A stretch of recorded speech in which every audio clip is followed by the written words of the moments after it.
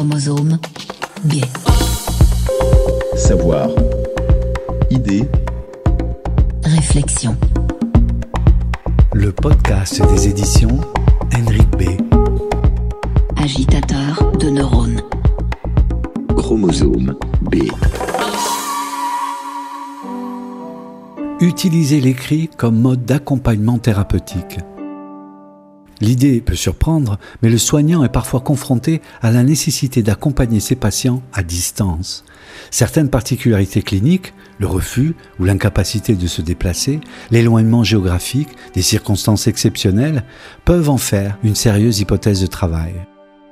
Pédopsychiatre hospitalier, mais surtout psychothérapeute expérimenté en thérapie dite brève, Bogdan Pavlovici présente dans le Frisbee écrit une approche singulière de travail à distance par l'écrit. Après les leviers du changement, où les cas cliniques étaient présentés comme des pièces de théâtre, l'auteur, par ce nouvel essai aux idées novatrices, ouvre la réflexion à la façon de redonner une place à la communication écrite et transmise à distance au sein de la relation d'aide.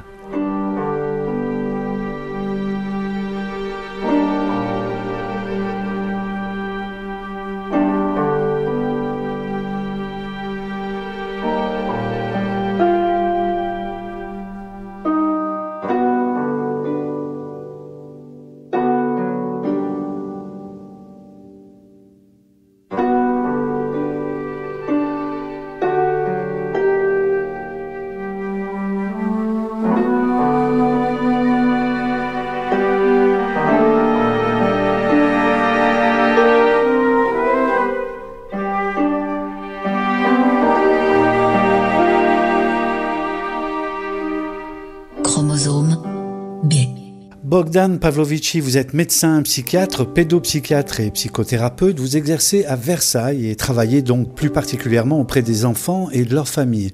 Vous êtes formé en approche systémique familiale et institutionnelle, en hypnose et en HTSMA, c'est-à-dire hypnose, thérapie stratégique et mouvement alternatif. Vous êtes distingué en 2019 avec la parution d'un livre très remarqué intitulé « Les leviers du changement » où vous traitiez déjà de thérapie brève et d'approche créative, en proposant des voies nouvelles dans l'accompagnement des patients.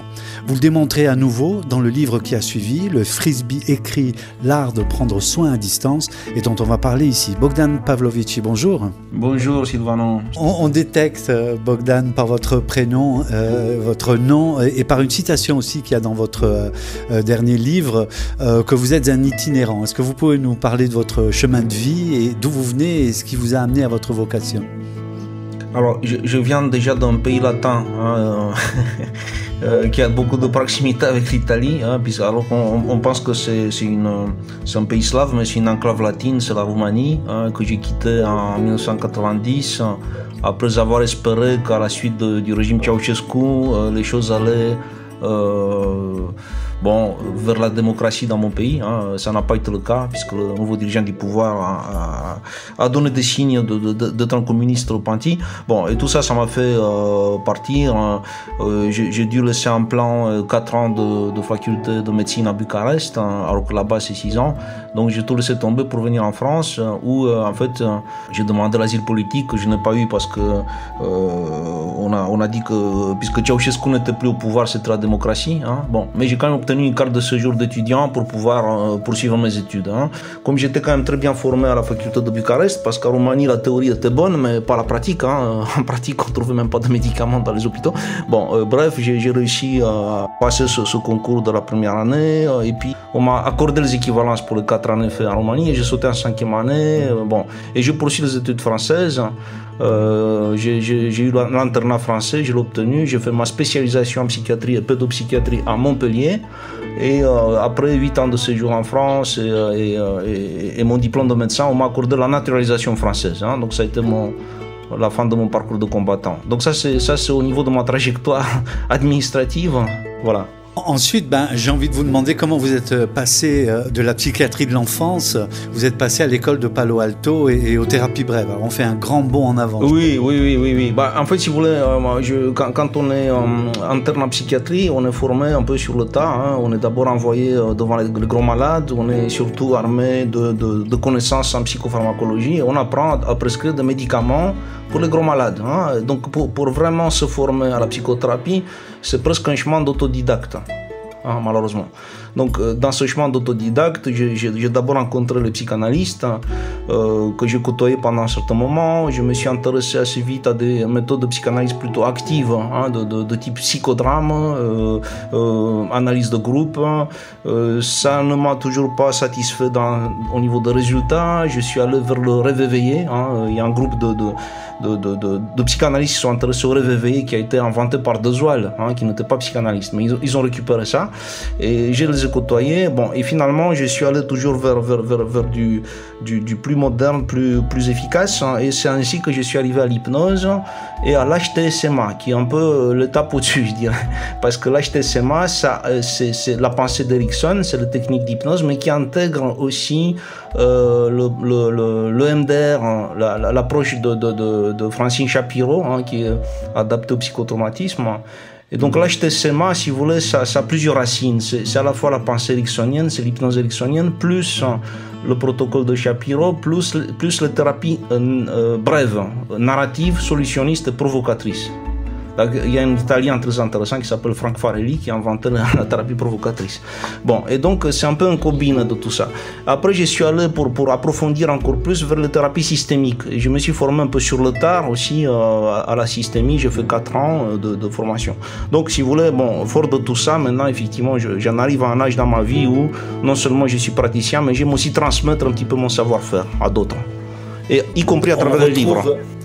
On retrouve Bogdan Pavlovici dans les 2 livres dont j'ai envie de parler avec vous aujourd'hui. On retrouve une intention qui est très particulière, c'est-à-dire que vous mettez en pratique le type de thérapie que vous proposez. Je voudrais prendre l'exemple, par exemple, dire quelques mots sur le levier du changement que vous avez publié en 2019 chez les éditions Henrik B. Donc, c'est écrit comme une pièce de théâtre, il y a une distribution, il y a un dialogue, il y a une mise en scène. Vous parlez d'un miroir qui est offert au patient sur son rapport au monde. Comment vous avez élaboré la genèse de ce livre? Alors, c'est assez comique, vous voyez, parce que, là je parle l'italien, c'est commedia dell'arte. Moi j'ai une passion pour le théâtre depuis petit, j'ai baigné dans le théâtre de Eugenio Ionesco qui m'a toujours passionné, le théâtre de l'absurde. Et en fait, si vous voulez, moi j'ai une passion un peu cachée qui s'est réveillée, en fait, peut-être après mon parcours d'émigré, où j'ai eu besoin d'écrire. Et j'ai constaté que j'avais un rapport à l'écriture qui était quasiment presque de type soignant, un peu comme Sioran se soignait en écrivant ses angoisses. Et moi je me suis mis à écrire, donc j'ai écrit de nouvelles, de poésie, et dans cette lancée-là, à un moment donné, je me suis dit, tiens, je vais peut-être écrire une pièce de théâtre inspirée par les patients que je vois, dont certains étaient passionnants, dont certains m'ont fait vivre des moments magiques, un peu comme au théâtre. Je me suis dit, tiens, je vais peut-être offrir au lecteur, pas forcément aux spécialistes, mais aussi aux non-avisés, aux profanes, qui souhaitent un petit peu savoir ce que c'est qu'une thérapie, comment elle se passe vraiment. Je vais peut-être offrir cette possibilité en écrivant une pièce de théâtre. Donc moi j'étais parti plutôt pour écrire du théâtre, vous voyez. Et d'ailleurs ce livre s'est intitulé dans sa première version Blanche-Neige et les 7 états du mois. Blanche-Neige étant la muse, vous voyez, et les 7 étés du mois étant mes personnages antérieurs. En fait, ce livre, si vous voulez, je l'ai publié auprès d'un éditeur, ça n'a pas été très simple, ça n'a pas été génial, et je souhaitais le réécrire pour le densifier, mais c'était toujours pour écrire une pièce de théâtre. Et je l'ai envoyé à des vrais éditeurs de théâtre qui m'ont renvoyé la balle en disant, mais non, mais c'est de la psychothérapie. Et quand j'ai envoyé mon livre à des éditions de psychothérapie, ils m'ont dit, mais non, c'est du théâtre. Et ça a été un peu la balle de ping-pong pendant quelques mois, vous voyez, jusqu'à ce que je tombe sur ce génial Éric Barbillon qui m'a dit, écoutez, peut-être en tant que pièce de théâtre, ça va pas passer comme ça. Donc je vous conseille plutôt de rajouter de la théorie, d'étoffer un tout petit peu tout ça. Je vais vous aider, il m'a même un peu coaché, pour en faire un livre de psychothérapie. Et c'est comme ça que le livre a pris la forme définitive de Les Leviers du changement, un thérapeute bref en scène. Effectivement, Bogdan Pavlovici, à la fin du texte, du livret de théâtre du premier livre, donc, il y a tout un chapitre de conclusion qui est passionnant. Vous expliquez un peu plus et vous livrez certaines de vos analyses. Je voudrais revenir sur certaines d'entre elles. Vous dites, déjà, par rapport à la systémique et à l'enfance, que l'enfant et l'adolescent se révèlent être les clignotants d'un système familial ou groupal plus large, le scolaire ou autre, qui dysfonctionne sérieusement. Pour soigner l'enfant, donc, il faut soigner son milieu.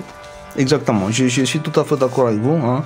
Et je dirais, si vous voulez... C'est vous qui le dites, hein. Oui, moi je vous reprends, je vous dis ce que j'ai compris. Tout à fait, mais je peux vous préciser ça en quelques mots. Hein. En fait, si je devais résumer ma pratique aujourd'hui, hein, qui associe donc ma formation en psychanalyse, mais en thérapie systémique surtout, et mes formations en hypnose et tout ce que je viens de dire, voilà un peu les étapes, si vous voulez, que je préconise en général. C'est d'abord donner à l'enfant une occasion d'être requalifié en tant qu'enfant éclaireur. Éclaireur de quoi? D'un dysfonctionnement systémique, hein, qui englobe tout le monde et qui dépasse tout le monde, qu'on le veuille ou non, et pour lequel personne n'a encore trouvé la clé. Et donc l'enfant en fait se fait un petit peu le porte-parole clignotant qui s'allume et qui dit il y a un dysfonctionnement qui me dépasse. Deuxième étape, au moment où on arrive à requalifier devant les parents l'enfant comme éclaireur d'un dysfonctionnement, à ce moment-là, il va cesser d'exister à leurs yeux comme un enfant problème, ou un enfant qui leur crée des problèmes, ou qui a un problème individuel, hein, ou qui est un problème. Ça, c'est vraiment le pire, hein, c'est quand c'est au niveau de l'être. Bon. Troisième étape, les parents peuvent alors devenir conscients que leur enfant met en scène le scénario relationnel délétère qu'il perçoit, et cela les convoque alors, devant leur enfant éclaireur et devant le professionnel éclairé, à la responsabilité de changer quelque chose dans ce scénario délétère, pour le rendre plus harmonieux, plus souple, plus vivant, et moins porteur de souffrance. Quatrième étape, de cette manière-là, finalement, les rôles, les places, les responsabilités, les tâches de chacun seront redéfinies. Et rien qu'en cela, on commence à devenir thérapeutique. Hein. C'est-à-dire, sans avoir de grandes ambitions, thérapeutique, ça veut dire permettre aux gens de passer d'un cercle vicieux où ils tournent en rond vers une spirale vertueuse. Chromosome B.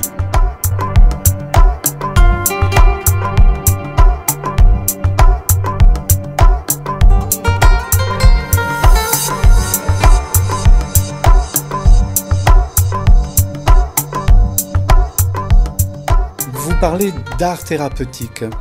J'ai l'impression qu'il y a la même dichotomie et peut-être la même difficulté à désigner ce terme que vous avez pu avoir en proposant votre livre aux éditeurs qui ne savaient pas trop comment le définir. Qu'est-ce que ça désigne, l'art thérapeutique? Alors, l'art thérapeutique, vous voyez, pour moi, il est incarné par ce personnage dont je parle dans mon livre, que je présentifie sous la forme de la muse. Hein.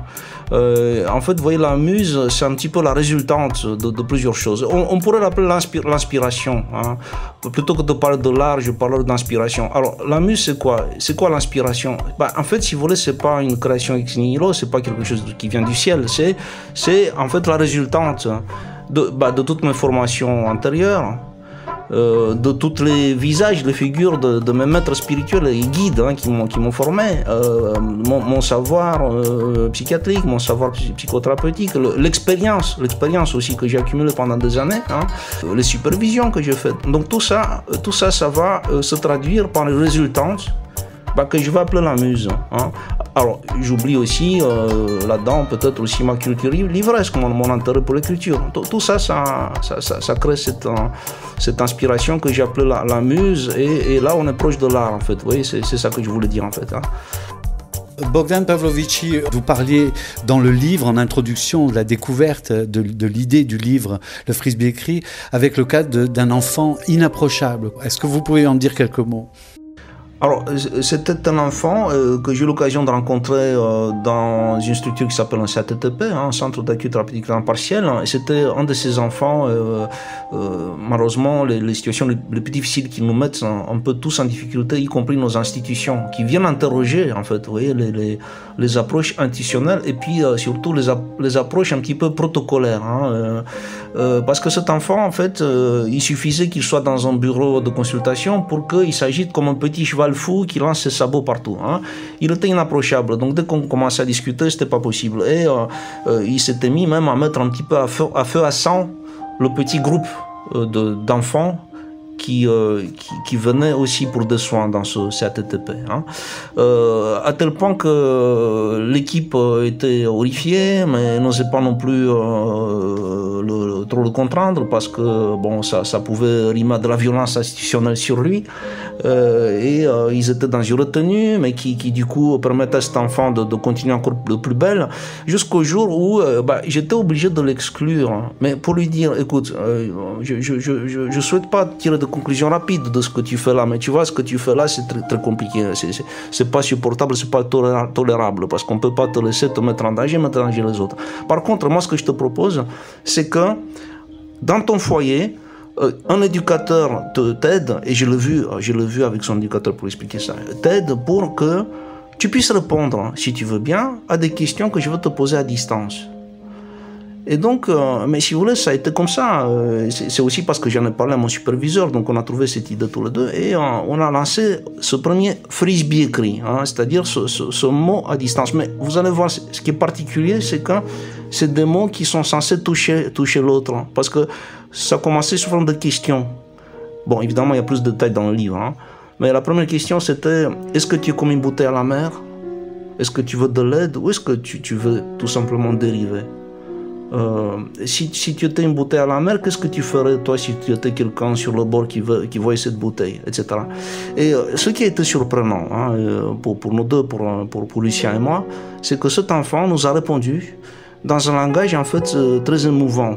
Et la phrase qui m'a marqué, qui m'a même donné les larmes aux yeux, c'est: il a dit oui, je suis comme un cheval à la mer et j'ai besoin d'aide. Même aujourd'hui, quand je prends cette phrase, j'ai presque les larmes aux yeux, vous voyez. Parce que j'ai vu l'image, j'ai vu un petit cheval qui était dans la mer, qui se noyait et qui donne des coups de sabot. La seule façon de survivre, c'est de donner des coups de sabot. Mais lorsqu'il nous a interpellés de cette façon-là, du coup pour nous c'était beaucoup plus parlant et émouvant. Jusque-là, les gens autour de lui n'avaient que des émotions de détresse, en le voyant un peu comme un fauteur de trouble, comme un agresseur. Donc il n'inspire que de la violence. Quand il a réussi à formuler les choses de cette façon-là, il nous a touchés. Donc on est passé à des émotions. Ces émotions-là, on a pu les faire passer aux autres membres de l'équipe. Et ça crée en fait une cascade de messages à distance où finalement d'autres ont pu participer. C'est ça la force du frisbee écrit, c'est qu'en fait ça peut convoquer d'autres instances qui, étant émus, étant touchés, vont pouvoir aussi contribuer. Et finalement, cet enfant, vous voyez, de fil en aiguille, il a pu trouver un lieu où le petit cheval a pu enfin se reposer, hein, et se laisser porter, et faire confiance aux autres.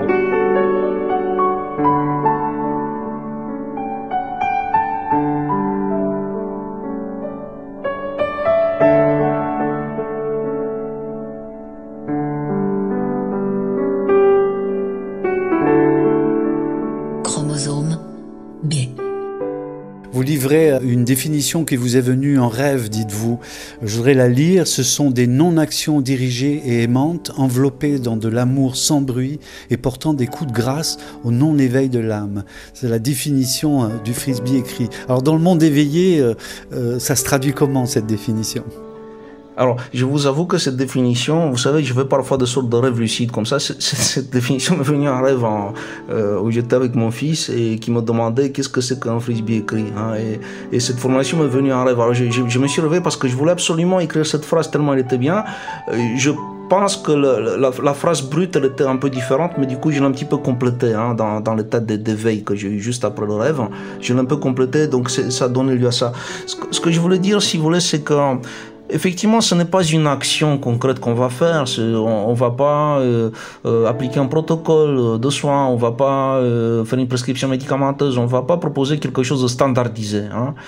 Donc, ce n'est pas une action, c'est une non-action au sens où on va agir d'une manière où on va plutôt toucher l'autre avec des phrases qui vont être un peu comme des ailes caressantes. Vous voyez, sur le cœur de l'autre, et qui va donner, qui va inciter ce cœur à s'ouvrir peut-être, à se laisser un peu porter, à se laisser un peu émouvoir. Et du coup, les richesses qui existent dans ce cœur, hein, qui s'était fermé, eh ben, vont pouvoir éclore, et vont pouvoir se transmettre à l'autre. C'est un petit peu ça que je souhaitais dire. Hein. Et donc il y a de l'amour parce que dans toute relation humaine, il y a, je dirais, la chaleur humaine, hein, au sens de la chaleur qui ouvre le cœur de l'autre et qui permet à ce que l'autre va pouvoir se confier. Et puis après, ça va donner lieu à un échange et qui va s'ouvrir de plus en plus. Alors, du point de vue du thérapeute, est-ce qu'il faut savoir écrire? Est-ce qu'il faut savoir s'exprimer? Est-ce qu'il faut être assez libre pour réussir à engager une relation de frisbee écrit avec un patient?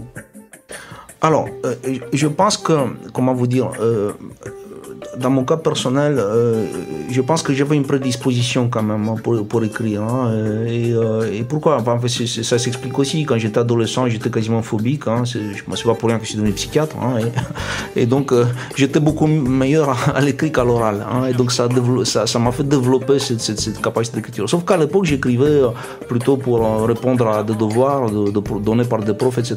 Le moment où je me suis senti écrire librement, c'est quand j'ai vécu cette expérience d'émigration qui était douloureuse et sur laquelle j'ai eu besoin de mettre des mots. Donc mettre des mots sur des blessures. Et ça a été autre chose. Mais au contraire, ça m'a permis de voir que les mots avaient une puissance d'auto-guérison. Et je pense qu'il y a pas mal d'écrivains qui écrivent pour se soigner, comme j'évoquais Émile Cioran tout à l'heure. Mais il y en a d'autres.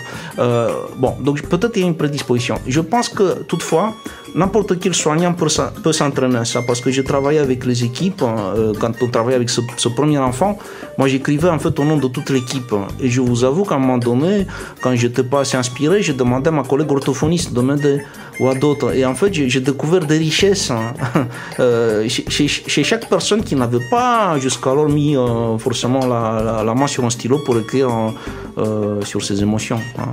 Donc en fait, toute personne a cette capacité en elle, je pense. Hein. Toute personne.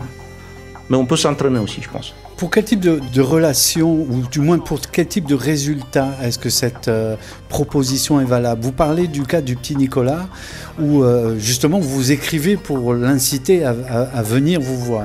Est-ce que vous pouvez développer cet exemple-là, par exemple, pour expliciter pour quel type de relation thérapeute, patient ou client on peut utiliser ces méthodes? Donc en fait, comme je l'ai expliqué tout à l'heure, la découverte a été faite à propos d'enfants gravement blessés par la vie, hein, qu'on pourrait étiqueter aujourd'hui d'enfants qui ont des attachements très insécures. On parle aujourd'hui de troubles désorganisés de l'attachement, des enfants qui sont aussi très dissociés, hein, il y a de la dissociation. Bon. Donc ça c'était le premier cas où j'ai appliqué cette technique. Après, il y a des situations qui m'ont donné envie de tester cette approche dans d'autres contextes cliniques. Donc là, vous évoquez le cas de Nicolas.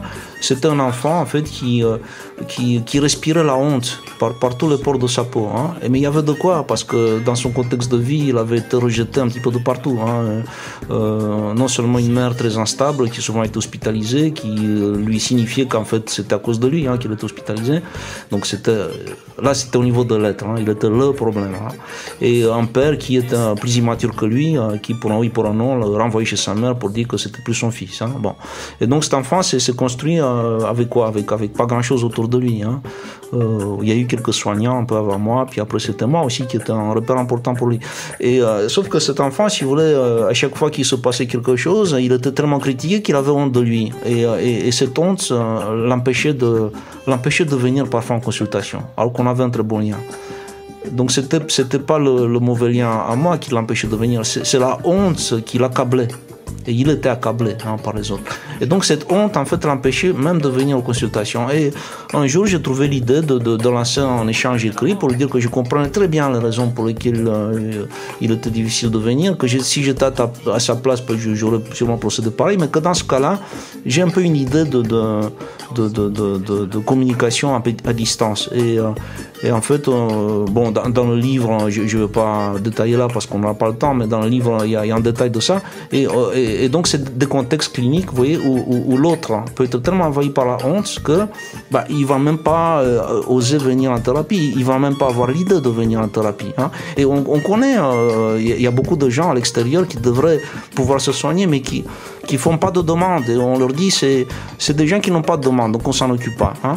Mais je pense que si ces gens-là s'en demandent, si on leur proposait d'autres approches, peut-être que ce serait possible. Hein. Et on sait bien, même les adolescents, ils communiquent beaucoup à distance. Pourquoi? Parce que à distance, on peut avoir honte, mais on est avec soi. On n'est pas sous l'œil dangereux d'un autre qui nous regarde et dont on pourrait avoir honte. Et du coup, on va pouvoir s'ouvrir en échange. Hein.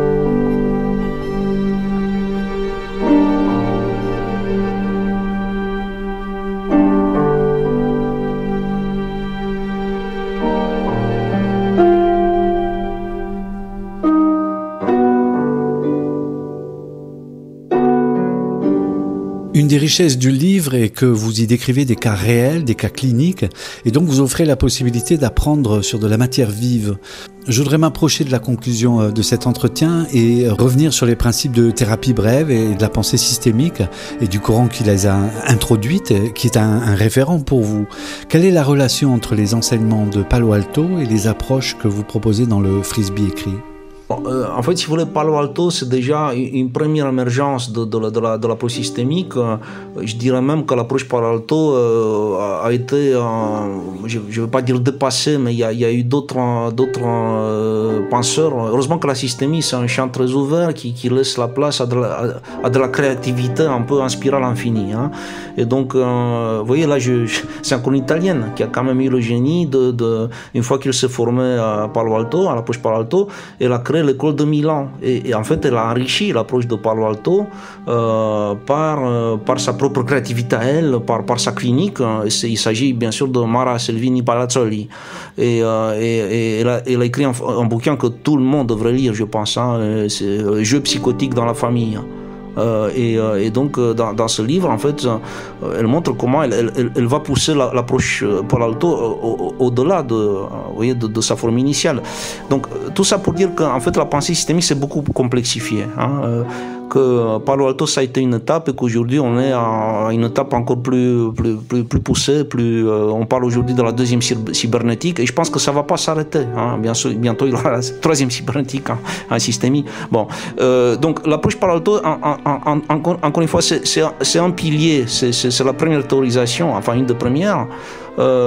Et ça c'est beaucoup complexifié et cette approche est une des racines du HTCMA, hein, qui englobe d'autres racines, vous voyez.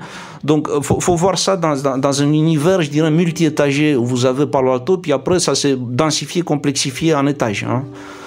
Et mon approche à moi, Frisbee écrit, bon, ça s'inspire un peu de toutes ces formations, puis comme je disais aussi un peu de mon intérêt personnel pour l'écriture, hein. Et la rencontre avec le brillant Lucien Koch, hein, à qui je rends hommage. Le Frisbee écrit L'art de prendre soin à distance, je le rappelle, c'est aux éditions Henrik B. Bogdan Pavlovici, pour terminer cet entretien, j'ai envie de vous demander une phrase, un proverbe, une maxime philosophique qui pourrait décrire un peu votre relation à la vie, votre rapport au monde. Alors, figurez-vous que j'avais le projet d'écrire un livre qui s'appelait Dicton thérapeutique, parce qu'il y a tellement de paroles sages, vous voyez, dans toute la culture, que j'avais envie de le ramasser, mais pour en faire des choses thérapeutiques. Et je dirais super idée. Et je dirais par pathologie. Des dictons par pathologie. Donc j'en ai plein en tête, mais vous voyez, il y en a un quand même qui m'aide, je dirais, tous les jours.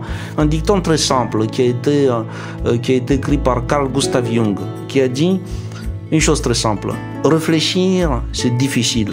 C'est pour cela que la majorité des gens jugent. Alors, je m'explique. Hein. En fait, si vous voulez, cette pensée me sert quasiment tous les jours à ne pas mettre des étiquettes rapides et jugeantes sur les gens que je ne comprends pas. Hein. Alors que c'est la mode aujourd'hui, hein, d'employer des étiquettes. Hein. Je dirais même dans le langage courant, on va employer des étiquettes psychiatriques. Combien de couples aujourd'hui qui se séparent ne vont s'accuser mutuellement de pervers narcissiques? La femme accuse l'homme de pervers et vice-versa. Hein. Combien de gens dans la vie de tous les jours vont étiqueter tel ou tel de borderline? Pourquoi? Parce que au supermarché il a fait une crise émotionnelle et ça y est, il est borderline. Oui, bon. Combien d'enfants aujourd'hui ne sont pas étiquetés de TDAH, de hyperactif ou de TOP, trouble opposition avec provocation. Hein. On en a fait un trouble parce qu'un enfant, n'est-ce pas, s'oppose, se provoque. Mais d'accord. Mais vous voyez, donc on est dans un truc descriptif très limitant. Hein. D'ailleurs, j'ai écrit aussi un chapitre dans un 3e livre, médité chez Duno, hein, sur le TDAH justement, où je m'autorise à dire un peu ce que je pense du TDAH.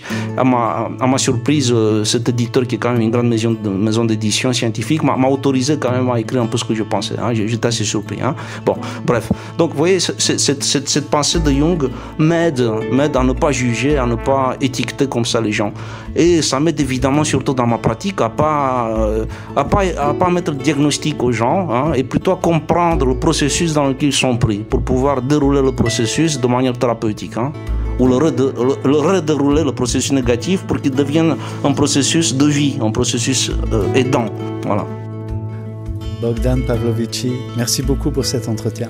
Merci pour vos questions, Sylvano Stabile, et c'est toujours un plaisir de vous écouter. À bientôt au prochain bouquin. Merci beaucoup. Au revoir. Chromosome B. Le podcast des éditions Henrik B. Agitateur de neurones.